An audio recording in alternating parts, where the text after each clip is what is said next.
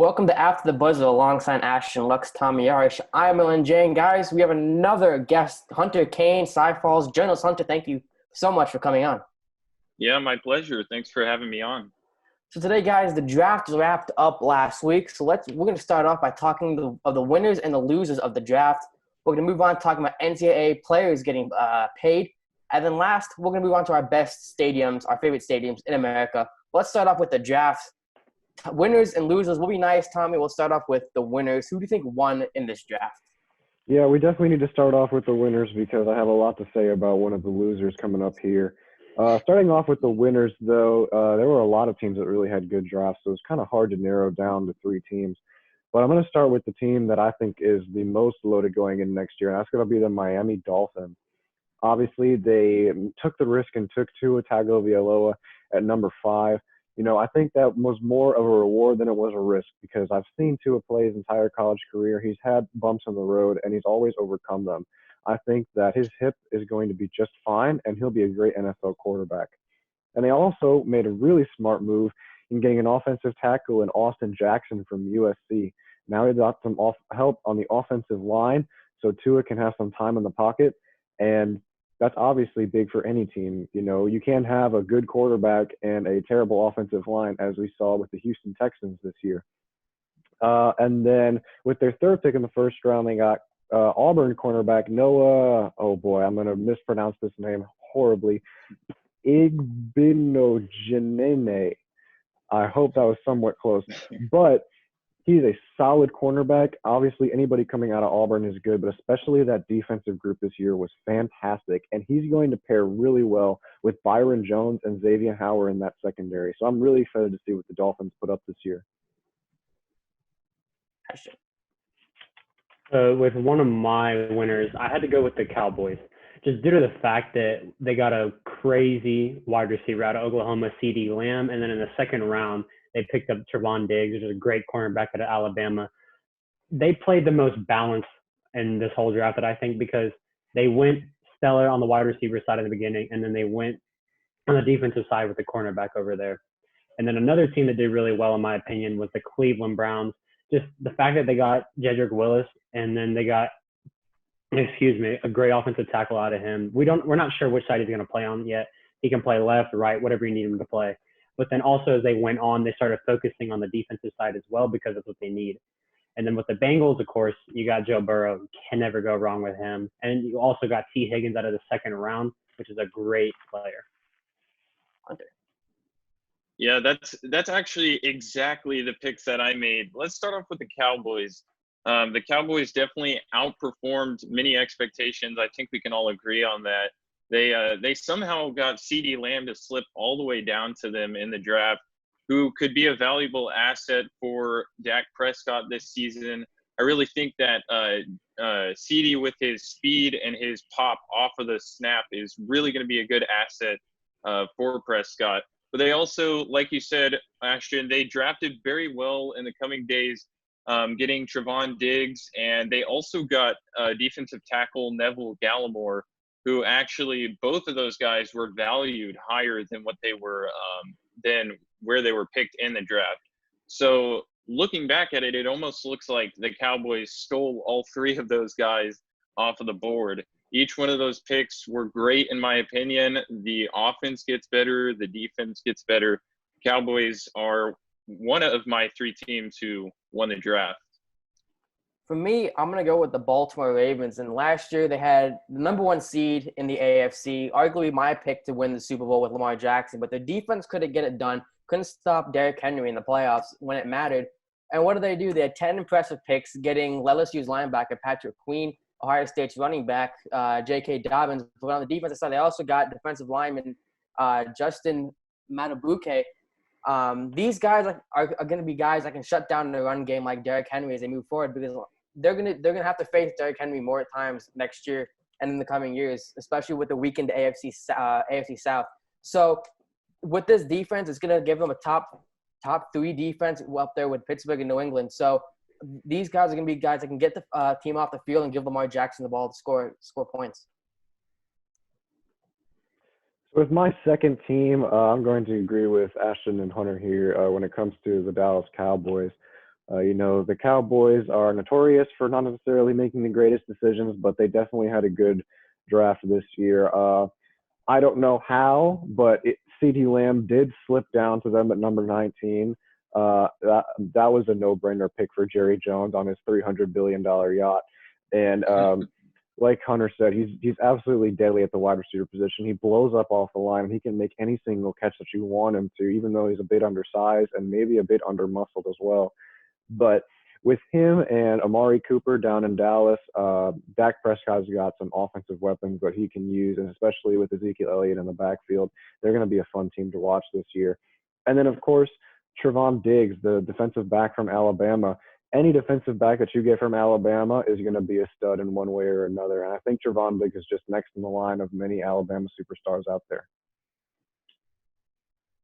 As I noticed, I went a little too fast and went over all my picks for it. But just to elaborate on the Cowboys with you, Tommy, like you said, anyone that comes out of Alabama, out of Nick Saban, is going to be a great coach. But back to the Cleveland Browns, as we just talked about, they just picked Jedrick Willis, but they also, in the fourth round, they got a tight end, Harrison Bryant. And with the talks of OBJ possibly being in a trade, you're going to need more stronger guys in there because they're not going to have all the stellar talent that they do in OBJ. Yeah, I want to talk about the Browns a little bit. I think they're taking more of a quiet approach. They picked Jedrick Wills in the first round, and then they also got safety Grant Delpit, who was actually teammates with Greedy Williams at LSU. Greedy Williams was a pick back in 2019 for the Browns. So I think their defense could be very, very good if those guys can develop into what they were in college. Now, as for the offense, that's a different story. We're going to have to see how Baker Mayfield does this season. The Browns want him to produce like the number one pick that he was back a few years ago. But right now, he's just not cutting it. I believe it was last season that he threw 22 touchdowns and 21 interceptions, which is not that great unless you're Jameis Winston. It's not the same thing. And he's been also not great on the QB rating either, 78.8 last season in the league. And if you want to win a title or if you want to win a championship, then you are not going to win with a 77 or 78.8 QB rating. It's just not going to cut it. So I think that's going to be the real test for the Browns. I think their defense is spectacular. They definitely have what it takes to take down teams in the AFC with that defense. But now it all relies on Baker Mayfield. And in fact, I think, Tommy, you said a few episodes ago that, you get nothing better than Jarvis Landry, Nick Chubb, Austin Hooper. So, if you can't do it with those guys, then, he's going to be out of here pretty soon. So the Browns, they definitely picked well on defense. Now we got to see how their offense produces in this upcoming season. I want to talk about the Cardinals. And most people, when they think of Cardinals, they're probably going to think of irrelevancy. And last year, you could arguably say that because they didn't have a guy that can get your defense off the field. And they didn't have a guy that could protect Kyler Murray. And Kyler Murray, I know, is young, and he's going to be in his second season this year. But he's a guy that should produce. And they got a guy like the Houston Josh Jones, an offensive tackle that needed to fill that void. He's going to keep Kyler Murray clean. They're going to prevent sacks, especially on those fourth down, third downs that are third and lengthy that they need too close to a punt but too far for a field goal that you need to go on four down territory. They also got in the 8th pick, Isaiah Simmons from Clemson that he dropped, and he's going to be a guy that's going to stand out on the defense. It's going to get this team off the field, give Kyler Murray the ball again. And this is going to be a team that could make some noise, especially in the up-and-coming 49ers heavy and Seattle Seahawks heavy NFC West. Yeah, I couldn't believe that a player like Isaiah Simmons fell all the way to, I believe it was the number 8 or 9 pick that the Cardinals had. That's just incredible, knowing that he is literally positionless. He doesn't play corner, he doesn't play linebacker, he plays defense. That's what he said in his combine interview. But aside from the point, my last winner is going to be the Indianapolis Colts. I feel like the Colts picked a lot of sleepers here in this draft. First off, the wide receiver from USC and Michael Pittman Jr. He was absolutely incredible down in South California last year, and his physical size is really going to be what's going to help him in this league. He's quick as well. He's going to be incredible for the Colts, and especially since Phillip Rivers is now down there, he needs some new targets to help him out. He's going to definitely be a good starting point for that. And then running back Jonathan Taylor from Wisconsin. I'm surprised that a potential Heisman went that late in the draft, and I feel like he's really going to have a big effect on the NFL once he gets down to Indianapolis. And plus, the extremely smart move the Colts made to gain DeForest Buckner from the San Francisco 49ers, that's really going to help them out on the defensive side of things, and they'll be pretty set this year. For me, for my last pick, the Bengals, just to elaborate on them, we all know what Joe Burrow can do. Joe Burrow is going to be Joe Burrow, but also sorry to pick on T. Higgins. I don't know if y'all saw, but at Clemson, he just kept on improving and improving and improving. From his freshman year, having only 2 touchdowns, all the way come up to his junior year, we had 14 touchdowns. That's just unseen.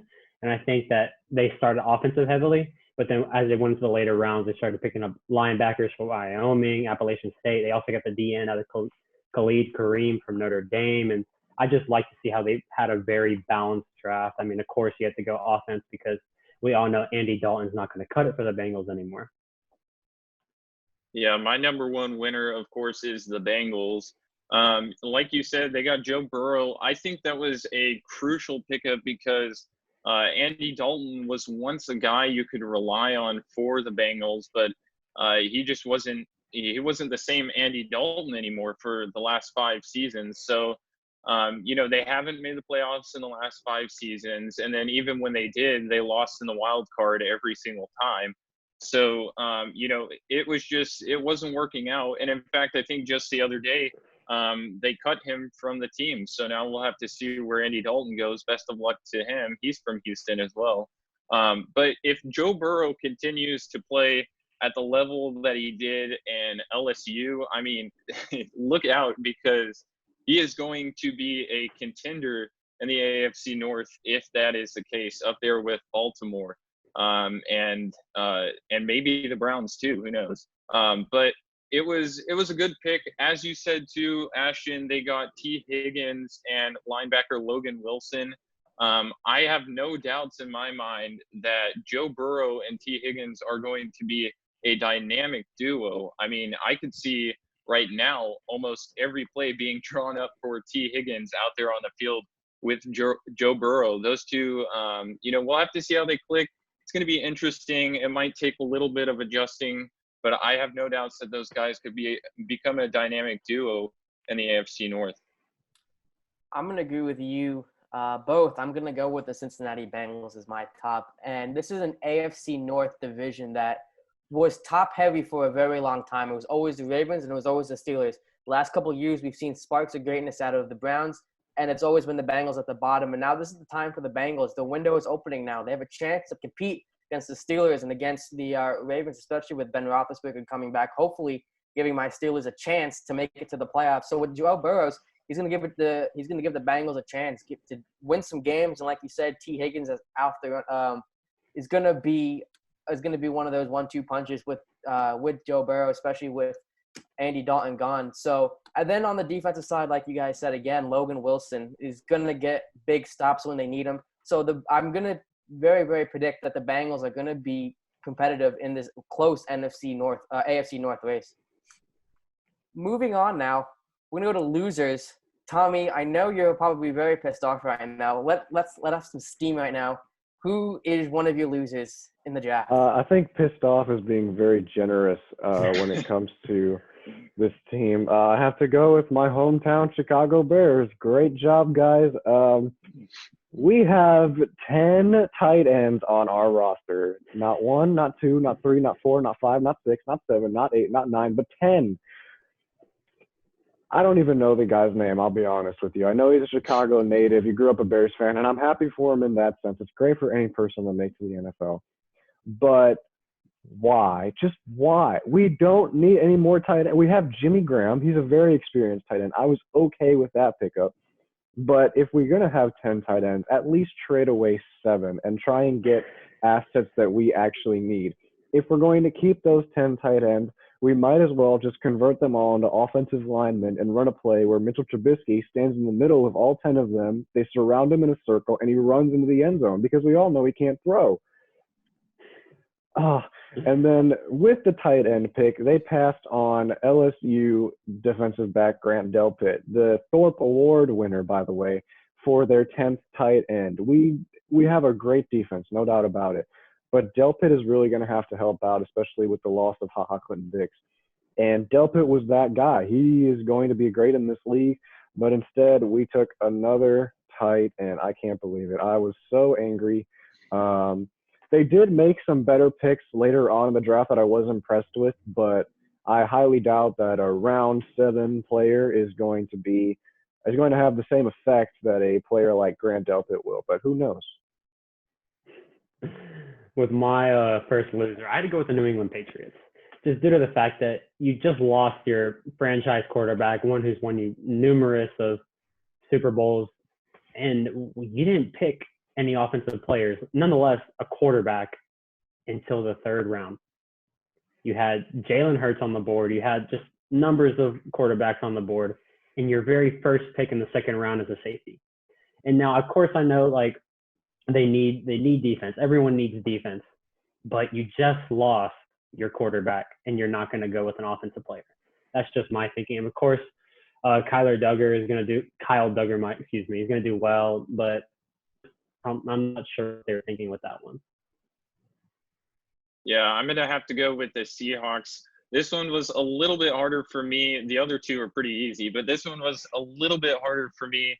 I didn't think the picks were too terrible. They picked a linebacker, Jordan Brooks, and edge rusher Darrell Taylor. But they did come off the board a little bit earlier than expected. They were ranked higher on a lot of mock drafts, actually. But I still really like Jordan Brooks' speed and his pursuit of the defender.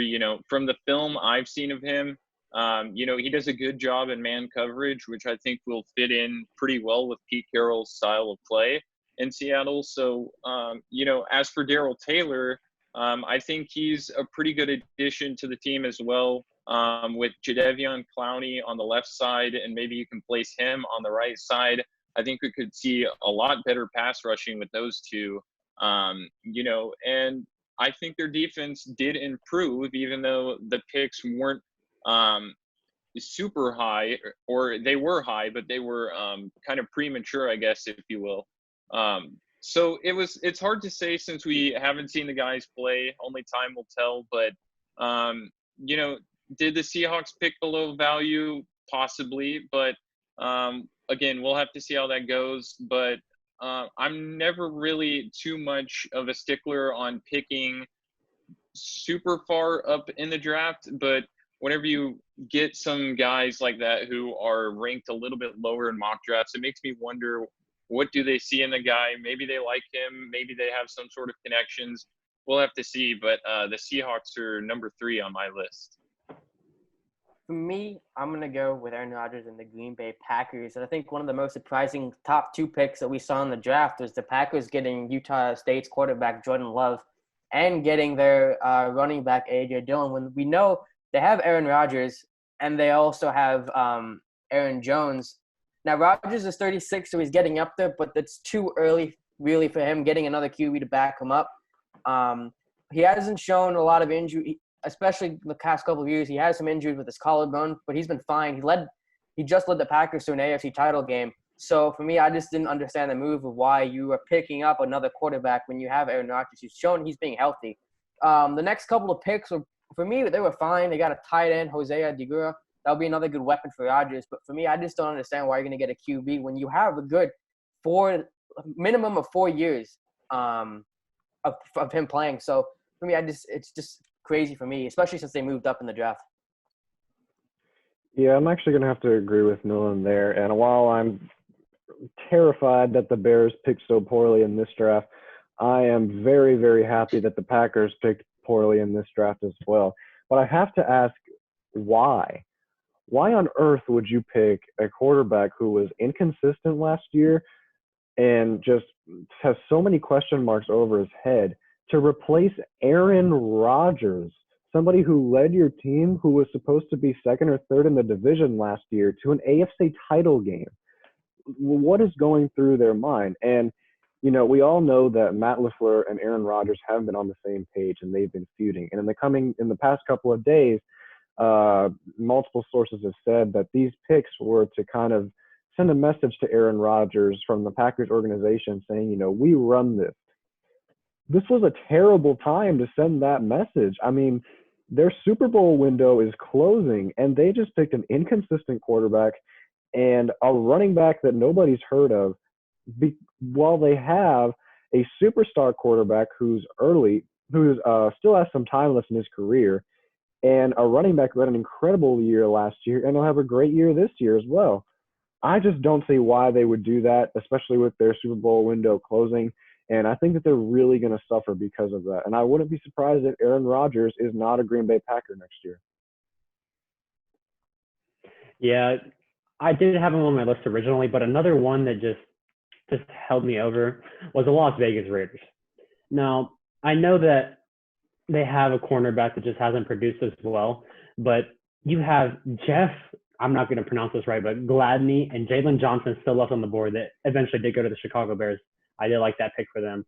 But you got Damon Arnett when you had those two other great cornerbacks left, which just confuses me. And like Tommy said with the Packers, why? Why did they do this? Yeah, I'm going to have to go with the Bears for my number 2 pick for the worst teams that picked in the draft. Like you said, Tommy, I don't understand the pick. They do have 10 tight ends on the team. Why do they need another one? Especially when this offseason you went and got Jimmy Graham for not that cheap in the offseason, and now you want another tight end. You know, they say that, he could be the next Rob Gronkowski. Sorry, I don't know why that name couldn't come to my mind. But even then, I don't understand the move because that could be years down the road when you have so many quarterbacks on the board that I think could be more useful in a shorter amount of time. You know, they have Nick Foles and Mitchell Trubisky, but are those the guys that you're going to want to be in Chicago forever? Nick Foles, I believe. Nick Foles, I can see Tommy shaking his head. Nick Foles, Absolutely he had not. Yeah, exactly. He had one good season back in 2014, and then he had one good run and won the Super Bowl for the Eagles. You know, I'm not gonna bash him for that. That was definitely great. But more times than not, Nick Foles has been very inconsistent, and he hasn't been able to get it done for most of the teams that he's played for. So Jimmy Graham already there. Now you have Nick Foles. We're not even going to talk about Mitchell Trubisky because, I wouldn't even be surprised if he's not in the NFL very soon. But I don't understand. They passed up such a great opportunity to go for a guy like Jalen Hurts or Jacob Fromm or Jake Easton, So, they might have something else in mind. Not really sure what it is, but I didn't see the Bears as one of those teams out there who were really thinking whenever they made that pick. For me, I think for my next pick, it's going to be a little controversial. I'm going to go with the Philadelphia Eagles losing just because they had the 21st pick. Now, they needed a wide receiver. Alshon Jeffrey really wanted to leave, and we have Deshaun Jackson's injury history. So at the 21st pick, Lamb, Ruggs, and Judy were all gone at this point. So they really left him for TCU's Jalen Reagor, who showed promise, but he hasn't proven himself yet, especially since his inconsistent track health. So for me, he didn't really prove anything with that pick, especially going to the second pick with Jalen Hurts. Now, I know Carson Wentz is injury prone. We've seen him get injured in the worst possible times. They got lucky with Nick Foles in the Super Bowl, but that's been their Achilles heel. With him getting hurt, going down, possibly could have won the MVP 2 years ago. So it's nice to get a guy back like Jalen Hurts, but he's still this is you guys' franchise player. You got to roll it, ride or die with it with Carson Wentz. So picking Jalen Hurts for me, I didn't understand it. I didn't agree with it. I think as years goes on, I think Carson Wentz is going to get healthier, and I think he's going to get better from all those injuries he's going to have. So picking Jalen Hurts, I think it was too early to pick a backup QB in the draft? Well, a message to the Eagles: if you guys don't want Jalen Hurts, we'll trade you him for 5 tight ends. My last loser in this draft was, like you said, Ashton, the Las Vegas Raiders. It's weird saying Las Vegas and Raiders in the same sentence. John Gruden has always been a very controversial head coach, and this isn't all entirely his fault, of course, but it was still a questionable draft. You had the first round pick with Jerry Jeudy and CeeDee Lamb still available, and they picked Henry Ruggs III. Now, don't get me wrong. I watched Alabama play a lot this year. Henry Ruggs III is going to be a great wide receiver in this league. However, picking him over Jerry Jeudy, who has the size, the strength, and the speed to be an elite wide receiver, and an all-around elite wide receiver in CeeDee Lamb is just outrageous to me. And then they picked a projected third-round cornerback in Damon Arnett at number 19, or was that 16, 19, one of the two. And what are you doing? Why on earth would you do that? And especially with such a deep draft class this year, both at the wide receiver position and at the defensive back position, that's just, insane pick for me. And I would never in my days do that. I think they did worse than the Bears, and that's really saying something. I had them in my number 2. It was right between the Las Vegas Raiders and the Chicago Bears, of course. But the Chicago Bears just sent me over the top. Of course, I'm not a fan of the Bears, but I know Tommy is hurting inside deeply, and I know the whole just Chicago in general is hurting deeply. But I was fine with their 43rd pick, but another tight end is what it doesn't make sense. They were already low on draft picks because of the 2018 move to get Khalil Mack, so they needed to go stellar. They needed to just get what they needed and get out, and they didn't do that. Yeah, for me, my number 1 is the Packers. They whiffed pretty big time, as you know. If you would have told me that the Packers were going to trade up in the first round to draft a guy named Jordan Love, I would have looked at you very funny because, I'm not really sure what the plan is in Green Bay. Aaron Rodgers still has 3 years remaining on his contract, $134 million. And it's not only that, but the Packers, like you said, Tommy, they got all the way to the NFC Championship game. You got a first week bye. Aaron Rodgers is doing great right now. I don't understand why you would go for somebody who can replace him. As you said, maybe some sort of shot taken at him. But it's really just it's not making very much sense to me. And also, the offensive line in Green Bay ranked 22nd in the league last season in pressure allowed to Aaron Rodgers. So they didn't even get him any help at offensive tackle. So, not only are they hurting Aaron Rodgers by drafting a guy who's going to replace him one day, but they're also hurting him by not protecting him. So, this is, to me, this is going to be a huge bust in Green Bay. A total waste of a pick that they just didn't need. I'm not saying Jordan Love shouldn't have gone, first round or whenever, or to any sort of team, but man, to the Packers, that's a tough call. I don't think he should have gone to the Packers, and I think the Packers, if they were trying to make a point or not, that was a stupid move. For me, Ashton, I'm also going to agree with you. I'm going to go with the New England Patriots as my number 1. Now, obviously, everyone knew what was going on with New England. Losing Tom Brady and then again losing, not really losing, but technically losing Rob Gronkowski, both to the Buccaneers. And going into this, this is probably the best place to pick a QB. Now, I know you definitely weren't going to get Burrows. You had a chance to get Jalen Hurts, or maybe even Tua if you were lucky enough. So QBs were in the air, and then they go for defense. They go for defense mainly. They got a Division II star, Kyle Duggar. Now I get how, Ashton, what you said is getting defense will win you championships, but they had the number 2 defense when it comes to sacks, and number 1 when it comes to turnovers. They have guys that can rush the edge, guys that can get you off the field, guys that can stop you on 3rd and shorts, 4th and inches. So going a defensive draft didn't really make a lot of sense for me, especially when you had a lot of QBs. Now you could still go for veteran QBs that might that might be what they want, but then again, they still haven't gotten Cam Newton. They're not looking to get Cam Newton.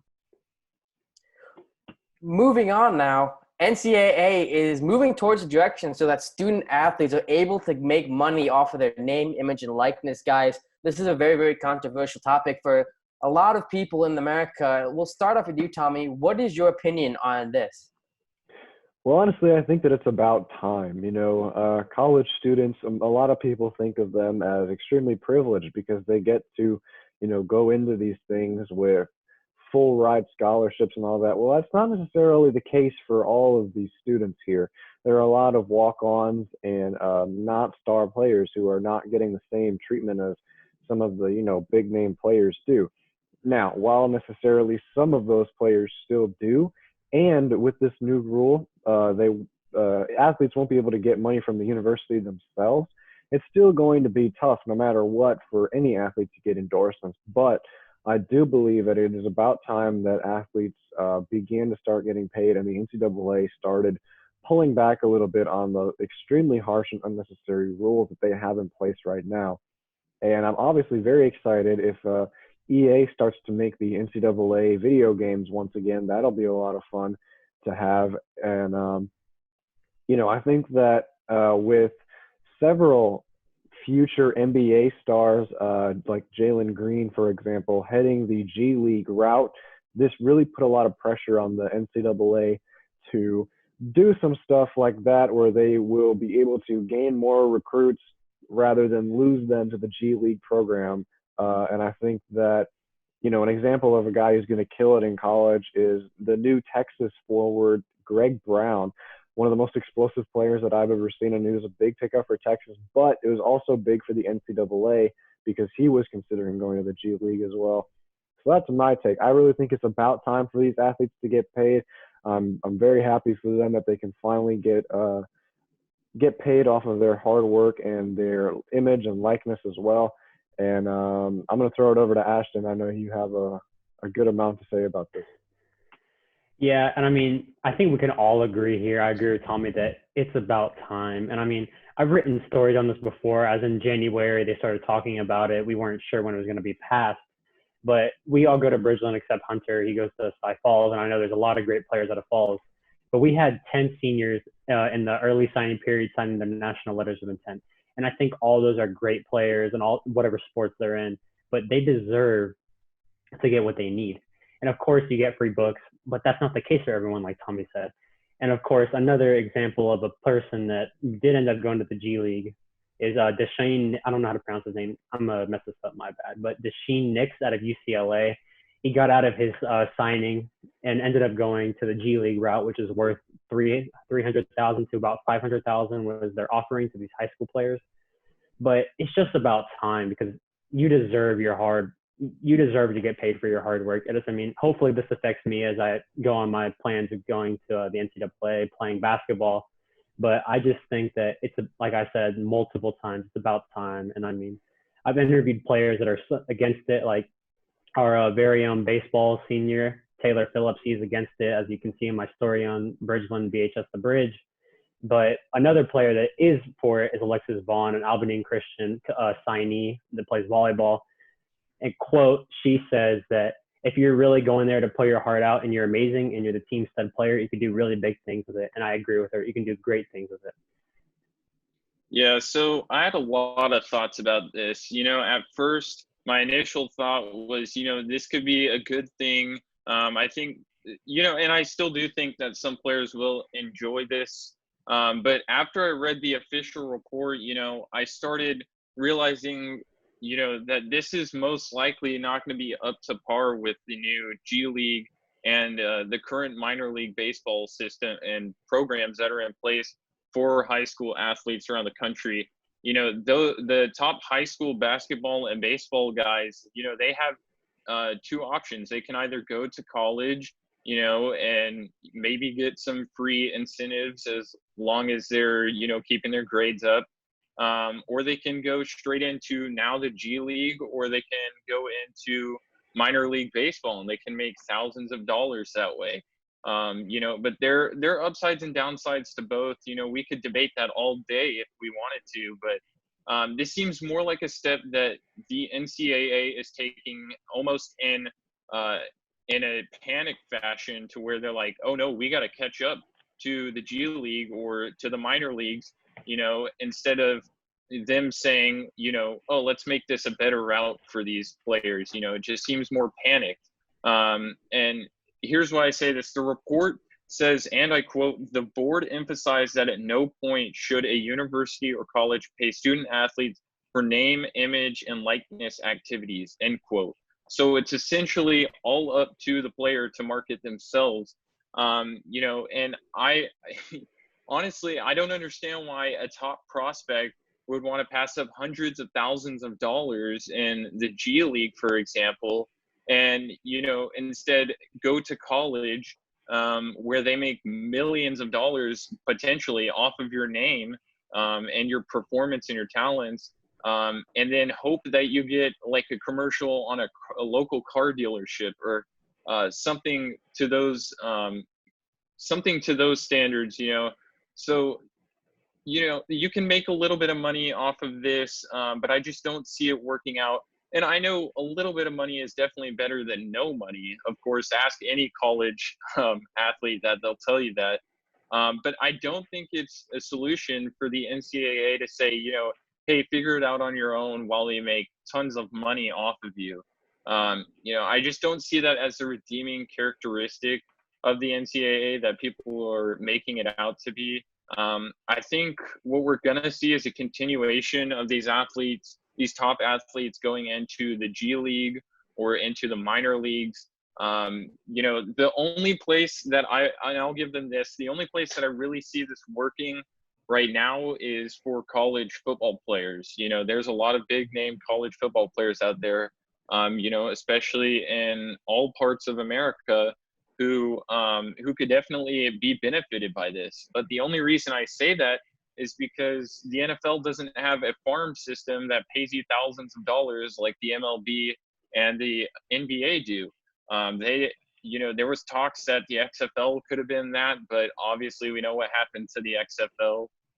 Maybe if another league pops up along the way, and they offer young athletes a contract straight out of high school, then I could see this failing for college football as well. But I'll give them that. I think this will be good for college football, but top prospects in basketball and in baseball, I just don't see them taking this route, because some of them it could work out, definitely, I'm not denying that, but it's going to be hard. And I think you could also get paid a base salary and also do the same thing that you can in the NCAA if you're in the G League. So as of right now, I just don't see this as the number one option for those young athletes, but that's just my take on that.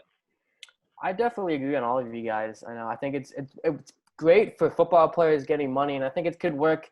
I agree with you, Hunter, where it may not be the best for baseball, especially when you go in the minor leagues. You make very little money to be able to afford it, and this could definitely help. But again, getting paid a little bit probably won't help with the NFL. But it's not just for the players. I think it's going to help with a lot of different businesses and their promotions, especially, Tommy, like you said, EA. With that video game up and going, because that was one of the best video games, I think, arguably, that I've ever played, that a lot of people love to play. I still love to play it. With my old Xbox 360, I still sometimes pull it out. It can help with maybe even uniforms if they decide to go down that route later on, especially with the brands.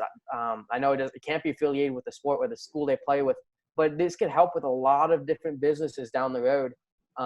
If they decide to go that step, especially like you said, Hunter, in the NFL, which is probably going to be the best place where it's going to work out.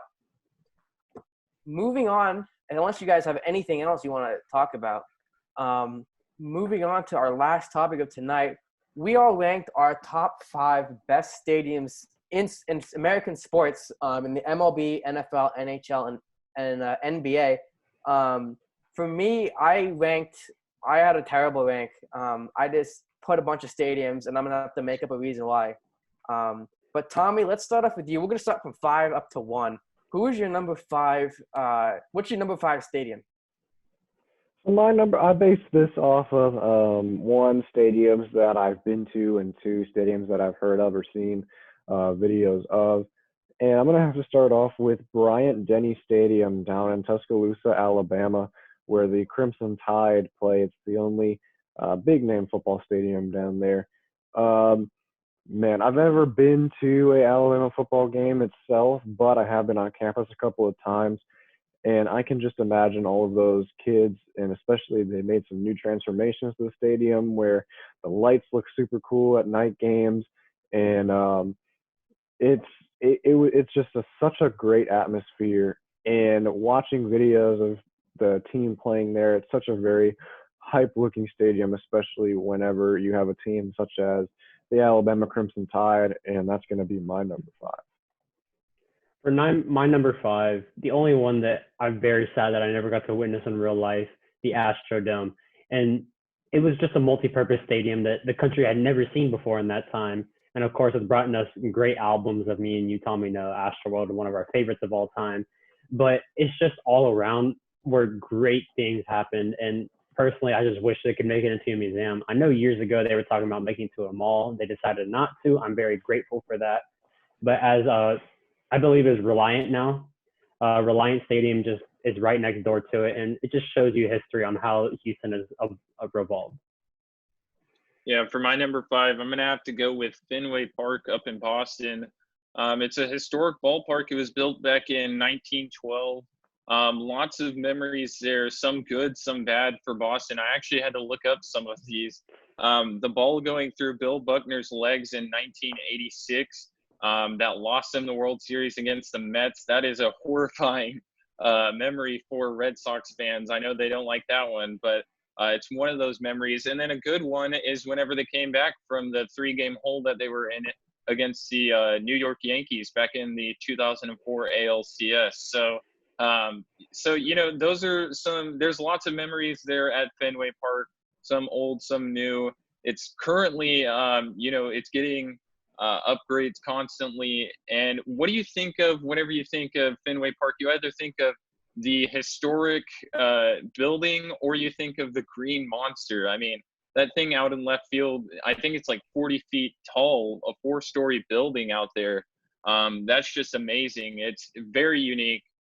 Fenway Park is definitely one of those ballparks that sticks in everybody's mind. Whenever you hear Fenway Park, you think of MLB, you think of Boston, you think of the Red Sox. So they're going to be my number five. For me, you will probably be really surprised with this. I'm going to go with Gillette Stadium up in Foxborough, Mass. Now, Hunter, I don't know if you've seen the previous shows. I've lived in Connecticut for 11 years of my life, most of my childhood. So I'm used to New York and Boston, since that's where Connecticut is halfway between them. And so Gillette Stadium is Foxborough is a small town out in Mass where there's really nothing but farms and fields, and pretty much you're going to be driving and you're just going to see a big water tower and you're going to see Gillette Stadium. Now, it's definitely out in the middle of nowhere, but it's one of the most effective stadiums when it comes to home field advantage. Now, Gillette by no means has the loudest crowd in the NFL. Obviously, we can say that with the Seahawks and the Chiefs. But for some reason, when it comes playoff time and you have to go into Gillette Stadium, you might as well just quit the game because it's so hard to win in Gillette Stadium. Now, obviously, the Titans did it last year, but there was 2 years ago, the New England Patriots went 8-0 at home. And then another 2 games in Gillette Stadium in the playoffs. So it's almost impossible to win in Gillette Stadium. The atmosphere, it can get pretty cold up in Massachusetts. It can snow, it can get below zero. And they have good memories with Adam Vinatieri taking them to the Super Bowl in the snow against the Raiders. So for them, it's a tough place to play. Nobody really likes to play it, especially I don't, since I'm a Steeler fan. That's where we are normally get our butts kicked. So for me, Gillette Stadium is going to be number 5. So my number 4 is a stadium that I hope to attend very often if I get into my profession. And that's going to be the Staples Center in downtown Los Angeles, California. Obviously, just a stadium full of so many memories of course, of one of my favorite players, Kobe Bryant, and now the future NBA champion Los Angeles Lakers.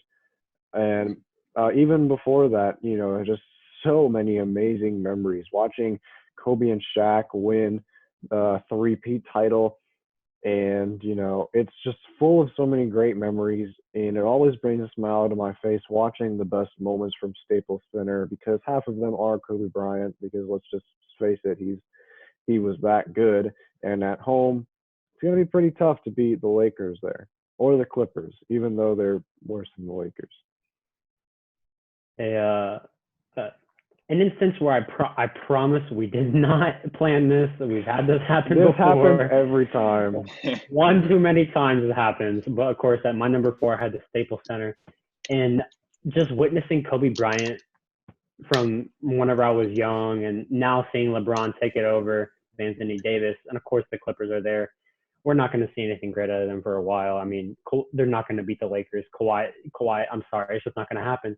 But another thing that I just want to see in person, I want to see that Shaq statue, a 9-foot, 1,200-pound bronze statue. I want to see. It's massive. And of course, we've had great times there. We've had sad times there. And one of my favorite times is Kobe's last game, of course, at home. But all in all, that's just my number 4. I hope to witness it one day.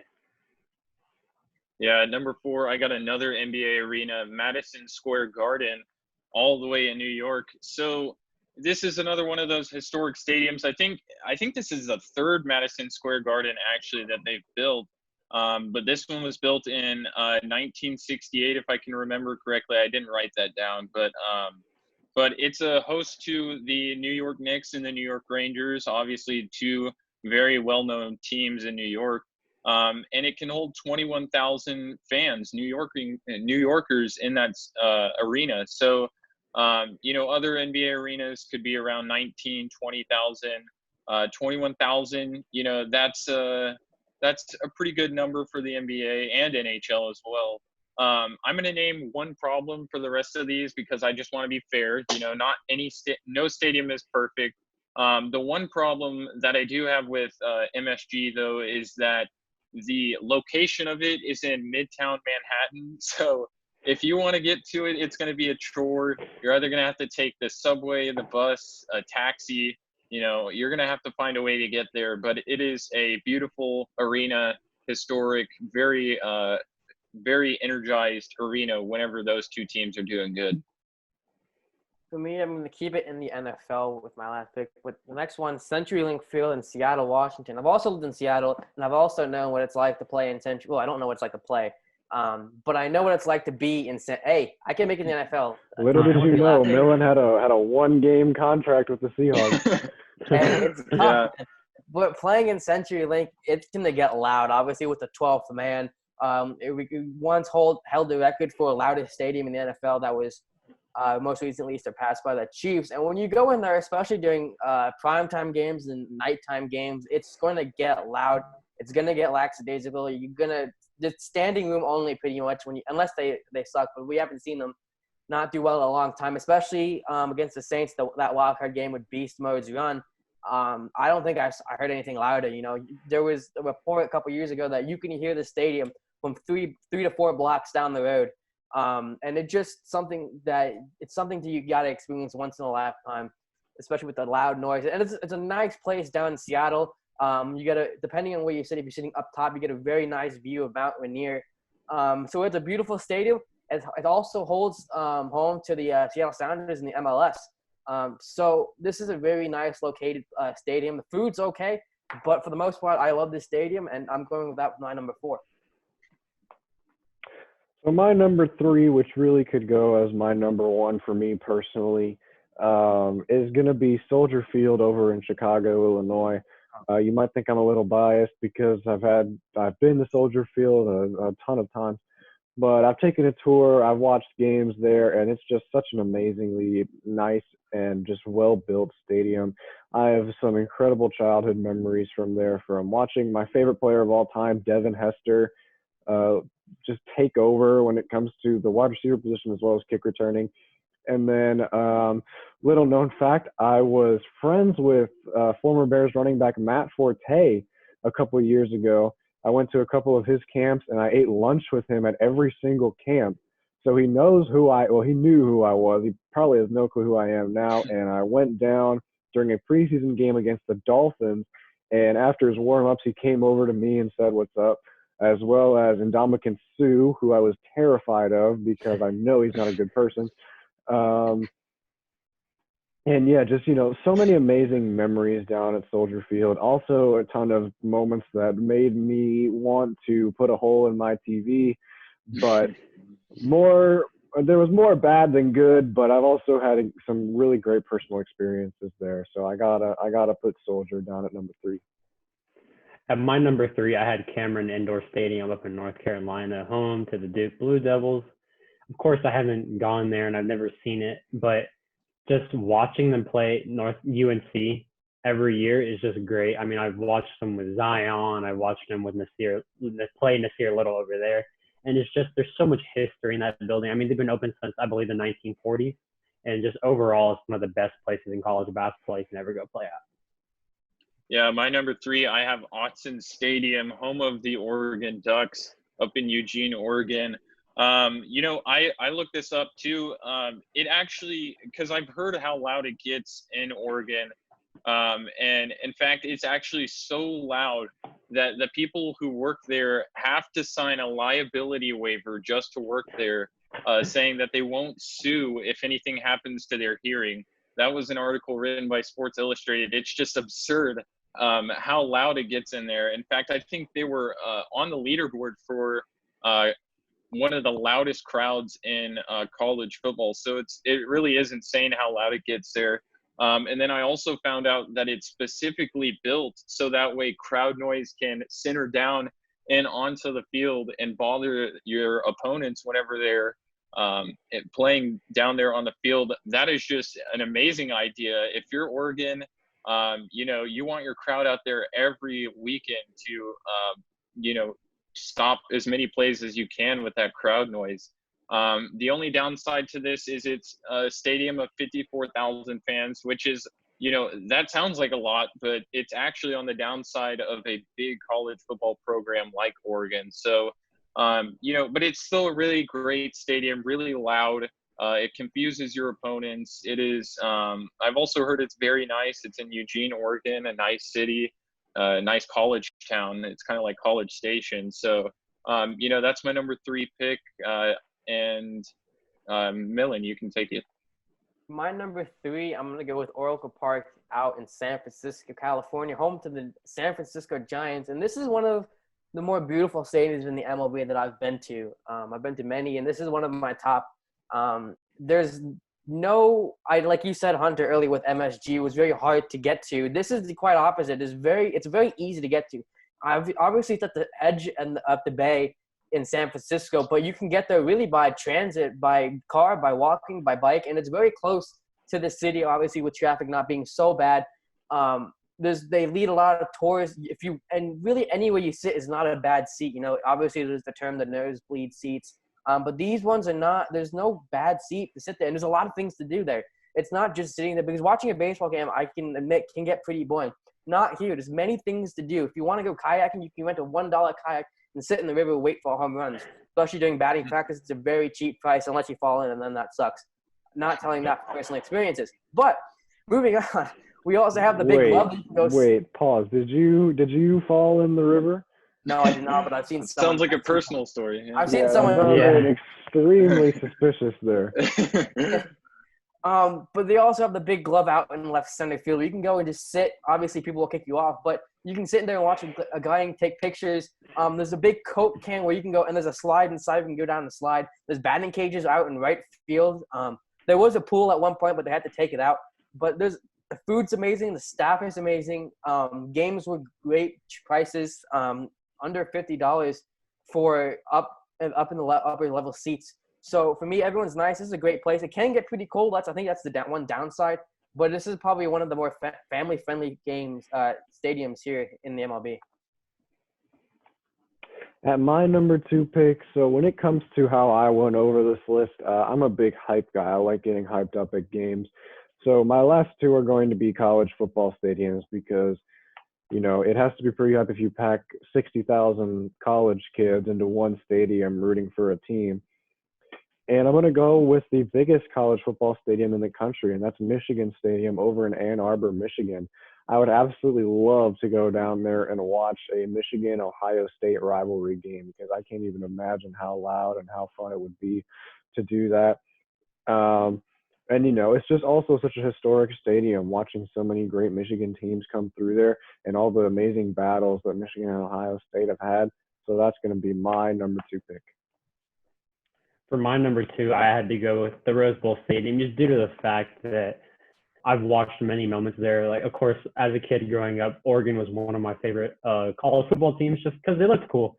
I didn't know much about it, but I know Marcus Mariota was my guy. And just watching him just breaking records. And, of course, in 2006, although I didn't get to watch it personally, I could barely hold the bottle at that point. Vince Young leading a comeback for Texas, just all around great history and somewhere that I do want to visit. And they also have nice events over there. I believe before games, they also have a thrift store, kind of like a Trader's Village over for people in Cyprus, as you know. But all around, just a great stadium I want to visit one day. Yeah, number 2, I have AT&T Stadium, home of the Cowboys, home of the Texas High School Football Championship. First of all, it's a gorgeous stadium. I mean, you look at it on the outside, you look at it on the inside. It's beautiful. The famous jumbotron that extends from the 20 to the 20. I mean, who can hate that? So it makes every seat in the house closer to the game. That jumbotron, it's just it's really cool what they did. It's HD. So no matter if you're sitting in the nosebleeds or the first row, you're gonna get a good look at it. The amenities in there are second to none. I recently read a story that they added some sort of AI experience to where you can talk with Cowboys players. I can't really talk about it that much because I haven't experienced it or I haven't seen any sort of videos on it, but it sounds really, really cool. It's those little things that they add in to make the fan experience better for Cowboys fans. I had the pleasure of being there once in the stands, and it's just it's an awesome stadium. You walk around the concourse.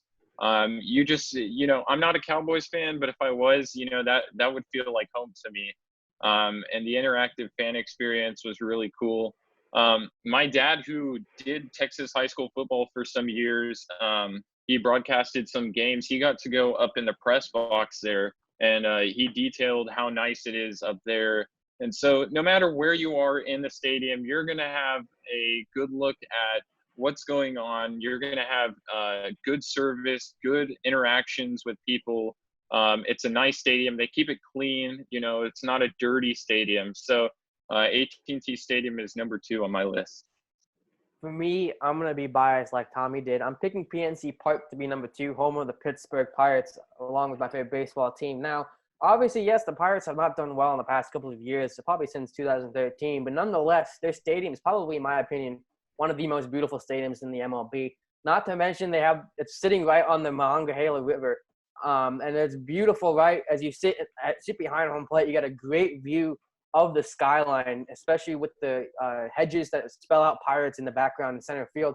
Everyone's extremely friendly. Obviously, the team hasn't done well, but that means cheap tickets. There's a lot of stuff to do for kids with like throwing out bullpens and getting a batting cage or running the bases.